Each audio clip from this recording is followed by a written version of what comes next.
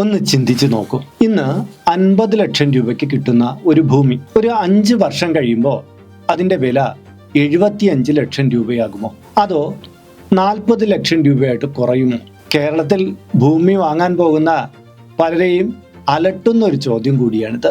ഇപ്പോൾ ഭൂമി മേടിക്കണോ അതോ കുറച്ചു കാലം വെയിറ്റ് ചെയ്തിട്ട് വാങ്ങിച്ചാൽ മതിയോ? വില കൂടുമെന്ന് പേടിച്ചിട്ട് ഉടനടി ഓടിപ്പോയി ഭൂമി മേടിക്കുന്നവരും, എന്നാൽ കുറച്ചുകൂടി വില താഴ്ന്നതിന് ശേഷം മേടിക്കാം എന്ന് കരുതി കാത്തിരിക്കുന്നവരുമുണ്ട്. പക്ഷേ കേരളത്തിലെ ഭൂമിയുടെ ഭാവിയെക്കുറിച്ച് ചെറിയ ചില അറിവുകൾ ഉണ്ടെങ്കിൽ നമ്മുടെ തീരുമാനമെടുക്കൽ കുറച്ചുകൂടി എളുപ്പമാകും. കേരളത്തിൽ ഇനി ഭൂമിയുടെ വില കൂടിക്കൊണ്ടിരിക്കുമോ അതോ കുറഞ്ഞു പോകുമോ? നമുക്കൊന്ന് പരിശോധിക്കാം.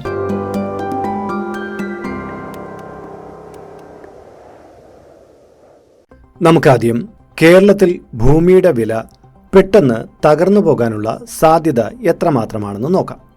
ആദ്യം ഒരു കാര്യം മനസ്സിലാക്കണം. കേരളം വലിയ തോതിൽ വികസിച്ച ഒരു സംസ്ഥാനമാണ്.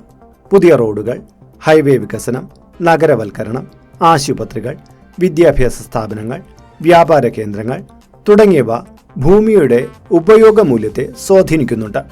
കേരള സർക്കാരിൻ്റെ 2026 ഡെവലപ്മെന്റ് റിപ്പോർട്ട് പ്രകാരം 2016-2025 കാലയളവിൽ കിഫ്ബി വഴി 25,889 കോടി രൂപയുടെ അടിസ്ഥാന സൗകര്യ നിക്ഷേപം ഉണ്ടായിട്ടുണ്ട്.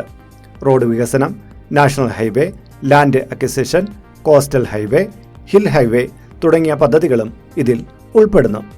അതുകൊണ്ട് കേരളത്തിലെ പ്രധാന വികസന ഇടനാഴികളോട് ചേർന്ന ഭൂമിക്ക് ദീർഘകാലത്ത് ആവശ്യകത നിലനിൽക്കാനുള്ള സാധ്യത ഏറെയാണ്.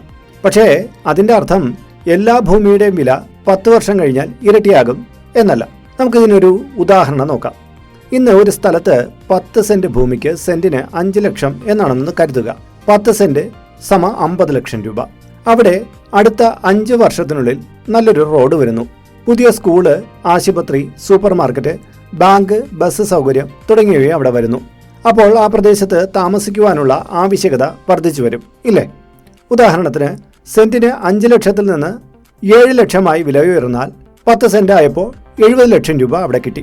അതേസമയം അതേ പഞ്ചായത്തിലെ മറ്റൊരു സ്ഥലത്ത് റോഡും വികസനവും ഒന്നും വരുന്നില്ലെങ്കിൽ 5 ലക്ഷത്തിൽ തന്നെ അത് തുടരാം.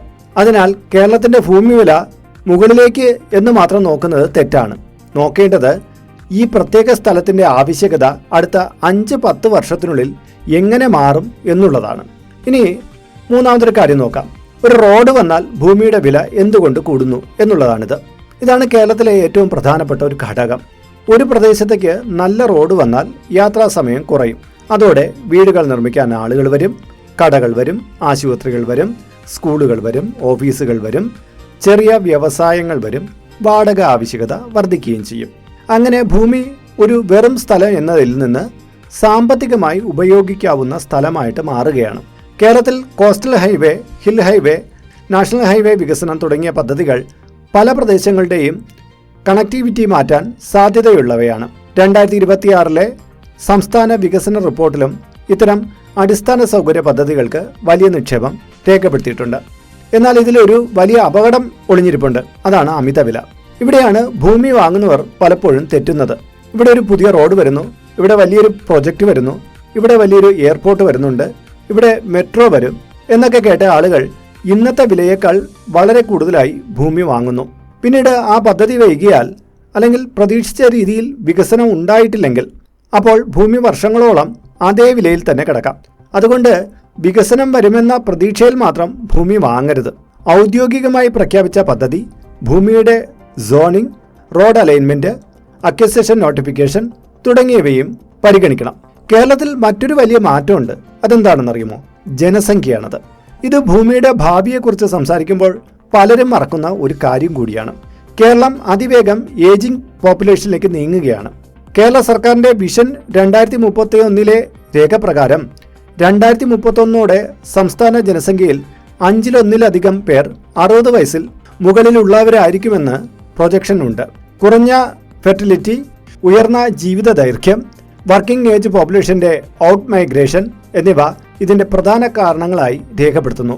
ഇത് ഭൂമിക്ക് നല്ലതും മോശവുമായ 2 ഫലങ്ങൾ ഉണ്ടാക്കും. നല്ല വശം നമുക്കൊന്ന് നോക്കാം. നല്ല കണക്ടിവിറ്റി ഉള്ള സ്ഥലങ്ങളിൽ ആശുപത്രി, താമസം, സുരക്ഷ, സൗകര്യം എന്നിവയ്ക്ക് ആവശ്യകത കൂടാം. പ്രത്യേകിച്ച് നഗരങ്ങളോട് ചേർന്ന പ്രദേശങ്ങൾക്ക് ഇതിൻ്റെ ഗുണം ലഭിക്കാം. മോശം വശം നമുക്കൊന്ന് നോക്കാം. ജനസംഖ്യ കുറയുന്ന ചില ഗ്രാമപ്രദേശങ്ങളിൽ വലിയ വീടുകളും വലിയ ഭൂമിയും വാങ്ങാൻ പുതിയ തലമുറയ്ക്ക് താല്പര്യം കുറയാം. അതിനാൽ ഇന്ന് ഗ്രാമപ്രദേശം എന്നത് മാത്രം നോക്കി ഭൂമി വാങ്ങുന്നത് ഭാവിയിൽ നല്ല നിക്ഷേപമാകണമെന്നില്ല. പണ്ടുകാലത്ത് ഗ്രാമപ്രദേശത്തൊക്കെ കുറച്ച് സ്ഥലം മേടിച്ചിട്ടാൽ അത് പതിയെ പതിയെ ഒരു നഗരമായി മാറുമ്പോൾ നമുക്ക് നല്ല വില കിട്ടുമെന്ന് പറഞ്ഞ് മേടിച്ചിട്ടാറുണ്ടായിരുന്നു. പക്ഷേ ഇനി അത് അത്രത്തോളം പ്രായോഗികമല്ല. ഇനി മറ്റൊന്ന് നോക്കാം. പ്രവാസി പണത്തിൻ്റെ സ്വാധീനമാണ്. കേരളത്തിലെ ഭൂമി വിലയെ സ്വാധീനിച്ചിട്ടുള്ള പ്രധാന ഘടകങ്ങളിൽ ഒന്നാണ് പ്രവാസി മലയാളികളുടെ നിക്ഷേപം. ഒരു പ്രവാസി കുടുംബം നാട്ടിലേക്ക് മടങ്ങി വീട് നിർമ്മിക്കാൻ തീരുമാനിക്കുന്നു. അവർക്ക് ആവശ്യം നല്ല റോഡ്, ആശുപത്രി, സ്കൂൾ, സൂപ്പർ മാർക്കറ്റ്, എയർപോർട്ടിൻ്റെ അടുത്ത്, സുരക്ഷ, നല്ല നെയ്ബർഹുഡ്, ഇതെല്ലാം അവർ ചിന്തിക്കുകയാണ്. ഇതെല്ലാം ലഭിക്കുന്ന സ്ഥലങ്ങളിൽ ഭൂമിക്ക് ആവശ്യകത നിലനിൽക്കാൻ സാധ്യത കൂടുതലാണ്. അതിനാൽ NRI ഡിമാൻഡുള്ള പ്രദേശങ്ങൾ ഭൂമി വാങ്ങുമ്പോൾ പ്രത്യേകം ശ്രദ്ധിക്കേണ്ടതാണ്. ചിലപ്പോൾ ചിലർ പറയും നഗരത്തിൻ്റെ മധ്യഭാഗത്ത് പോയി മേടിച്ചാൽ വേറൊന്നും പേടിക്കേണ്ട എന്ന്. ഇത് ശരിയാണോ? ഒരിക്കലും അല്ല. ഇതാണ് ഏറ്റവും രസകരമായിട്ടുള്ള കാര്യവും. നഗരത്തിൻ്റെ സെൻട്രലിൽ ഭൂമിക്ക് വളരെ വില കൂടുതലായിരിക്കും. പക്ഷേ പുതിയ ഇൻഫ്രാസ്ട്രക്ചർ നഗരത്തിന് പുറത്തേക്ക് വികസിക്കുമ്പോൾ പുറം പ്രദേശങ്ങളൊക്കെ കൂടുതൽ വേഗത്തിൽ വളരും. അതായത് ഇന്ന് നഗരത്തിൻ്റെ സെൻട്രലിൽ വില കൂടുതലാണ്. പക്ഷേ വികസനം വരുമ്പോൾ നഗരത്തിൻ്റെ പ്രാന്തപ്രദേശങ്ങളിലും നാളെ വില കൂടിയേക്കാം. നമ്മുടെ തിരുവനന്തപുരം സമീപത്തൊക്കെ തന്നെ നമുക്കറിയാം, ഇന്ന് പേയാട്, കുണ്ടമൺ കടവ്, അവിടെയൊക്കെ സിറ്റിക്കകത്തുള്ള അത്രയും വിലയില്ല. പക്ഷേ നാളൊരു കാലത്ത് അവിടെയെല്ലാം പൊന്നും വിലയാകും എന്നാണ് പറയപ്പെടുന്നത്. കാത്തിരുന്ന വില കുറയും എന്ന ധാരണ ശരിയാണോ എന്ന് നമുക്കൊരു ചോദ്യം നോക്കാം. എപ്പോഴും അങ്ങനെയല്ല. ഇതാണ് ഏറ്റവും പ്രധാനപ്പെട്ട കാര്യം. നിങ്ങൾ ഇന്ന് 50 ലക്ഷം രൂപ കൊടുത്ത് വാങ്ങാൻ ശ്രമിക്കുന്ന ഭൂമി നാളെ 45 ലക്ഷം ആയേക്കാം. പക്ഷെ അത് ഉറപ്പുള്ള കാര്യമല്ല. മറിച്ച് 50 ലക്ഷം ഇന്ന് കൊടുക്കേണ്ട ഭൂമി 3 വർഷം കഴിഞ്ഞ് 65 70 ആയേക്കാം. അതുകൊണ്ട് വില കുറയുമെന്ന് പ്രതീക്ഷിച്ച് മാത്രം കാത്തിരിക്കുന്നത് ഒരു ഇൻവെസ്റ്റ്മെൻറ്റ് സ്ട്രാറ്റജി അല്ല. പക്ഷേ ചില സാഹചര്യങ്ങളിൽ കാത്തിരിക്കുന്നത് ബുദ്ധിയും കൂടിയാണ്. അത് ഞാൻ പറയാം. നിങ്ങൾക്ക് ഭൂമി വാങ്ങാൻ 50 ലക്ഷം രൂപ സ്വന്തം പണം കയ്യിലുണ്ട്. അപ്പോൾ കാര്യങ്ങൾ വ്യത്യസ്തമാണ്. പക്ഷേ 10 ലക്ഷം മാത്രമേ കയ്യിലുള്ളൂ, ബാക്കി 40 ലക്ഷം ലോൺ എടുക്കണം. ഇപ്പോൾ കാര്യം മാറും.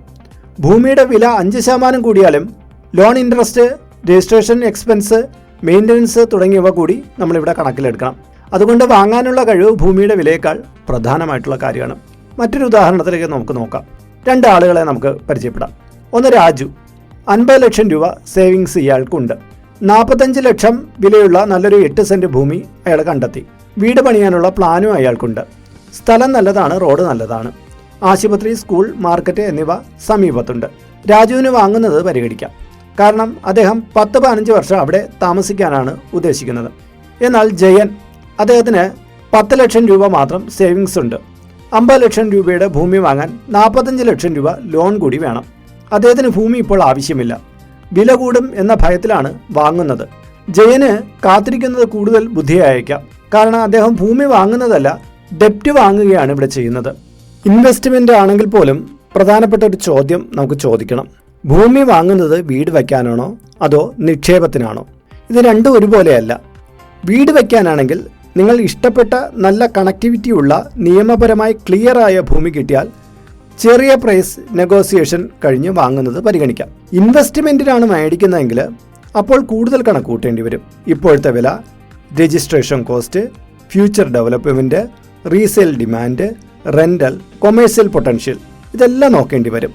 കേരളത്തിൽ ഏത് ഭൂമിയാണ് കൂടുതൽ സുരക്ഷിതം എന്ന് ചോദിച്ചു കഴിഞ്ഞാൽ നമുക്കൊരു പൊതുവായ തമ്പ് റൂള് നോക്കാം.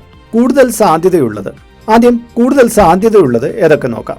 പ്രധാന റോഡിന് സമീപം, വികസിക്കുന്ന നഗരപരിധി, പുതിയ ഇൻഫ്രാസ്ട്രക്ചർ കോറിഡോർ, ആശുപത്രി, സ്കൂൾ, മാർക്കറ്റിന് സമീപത്തുള്ളത്, നല്ല റെസിഡൻഷ്യൽ ഡിമാൻഡുള്ളത്, വെള്ളക്കെട്ട് ഇല്ലാത്ത സ്ഥലം, നല്ല ആക്സസ് റോഡ്, ക്ലിയർ ടൈറ്റില്, നിയമപരമായ പ്രശ്നങ്ങളൊന്നുമില്ലാത്ത ഭൂമി. പക്ഷെ നമ്മൾ കൂടുതൽ ശ്രദ്ധിക്കേണ്ടത് വളരെ അകത്തുള്ള സ്ഥലം, ആക്സസ് റോഡ് വ്യക്തമല്ലാത്തത്, വെള്ളക്കെട്ടുള്ളത്, CRZ നിയമ നിയന്ത്രണങ്ങൾ ബാധിക്കുന്ന സ്ഥലം, വികസനം വരുമെന്ന് കേൾവി മാത്രമുള്ള സ്ഥലം, വളരെ ഉയർന്ന വില ആവശ്യപ്പെടുന്ന ഭൂമി, റീസെയിൽ ഡിമാൻഡ് കുറവുള്ള പ്രദേശം, ഇവിടെയൊക്കെ നമ്മൾ ശ്രദ്ധിക്കേണ്ടതാണ്. കേരളത്തിലെ ഭൂമിക്ക് ഒരു പ്രത്യേക പ്രശ്നമുണ്ട്. അതറിയാമോ? അതാണ് ലിക്വിഡിറ്റി. ഓഹരി പോലെ ഭൂമി 5-10 മിനിറ്റിനുള്ളിൽ വിറ്റ് പണം നേടുവാൻ കഴിയുകയില്ല. 50 ലക്ഷം വിലയുള്ള ഭൂമി വാങ്ങി നാളെ പണം ആവശ്യമുണ്ടായി. 50 ലക്ഷം അവിടെ കിട്ടുമെന്ന് യാതൊരു ഉറപ്പുമില്ല. 45 ലക്ഷത്തിന് മാത്രമേ ബയർ കിട്ടൂ എന്നും ആകാം. അതുകൊണ്ട് ഭൂമി ലോങ് ടൈം അസറ്റായി കാണുന്നതാണ് ഇപ്പോഴത്തെ സമയത്ത് സുരക്ഷിതം. ഇനി അടുത്ത് ഭൂമി വില എപ്പോഴാണ് കുറയുക എന്നൊന്ന് നോക്കാം. ഒരു വലിയ എക്കോണമിക് സ്ലോ ഡൗൺ ഉണ്ടാവുകയോ, ലോൺ ഇൻട്രസ്റ്റ് വളരെ ഉയരുകയോ, എംപ്ലോയ്മെന്റ് കുറയുകയോ, പ്രവാസി വരുമാനത്തിൽ വലിയ ഇടിവുണ്ടാവുകയോ, ഒരു പ്രദേശത്തിന്റെ ഡിമാൻഡ് കുറയുകയോ ചെയ്താൽ വിലയിൽ സ്റ്റാഗ്നേഷൻ അല്ലെങ്കിൽ കറക്ഷൻ ഉണ്ടാകാം. പക്ഷേ കേരളത്തിൽ എല്ലാ സ്ഥലങ്ങളിലും ഒരേ തോതിൽ കറക്ഷൻ ഉണ്ടാകണമെന്നില്ല. ഒരു പ്രദേശത്ത് വില കുറയുമ്പോൾ മറ്റൊരു പ്രദേശത്ത് വില കൂടാം എന്ന സാധ്യതയാണ് ഇപ്പോഴുള്ളത്. ഇനി ഇന്നത്തെ കേരളത്തിലെ ഒരു പ്രധാന സിഗ്നൽ എങ്ങോട്ടാണെന്ന് നമുക്ക് നോക്കാം. ഭൂമി വാങ്ങാനും വിൽക്കാനും ആളുകൾ ഇപ്പോഴും വലിയ തോതിൽ ഇടപെടുന്നുണ്ട്. കേരളത്തിലെ രജിസ്ട്രേഷൻ ഡിപ്പാർട്ട്മെന്റിന്റെ 2026 ഡാഷ്ബോർഡിൽ ജൂലൈ 26 അപ്ഡേറ്റിൽ കറന്റ് ഫിനാൻഷ്യൽ ഇയറിൽ ലക്ഷക്കണക്കിന് ഡോക്യുമെന്റ് രജിസ്ട്രേഷൻ രേഖപ്പെടുത്തിയിട്ടുണ്ട്.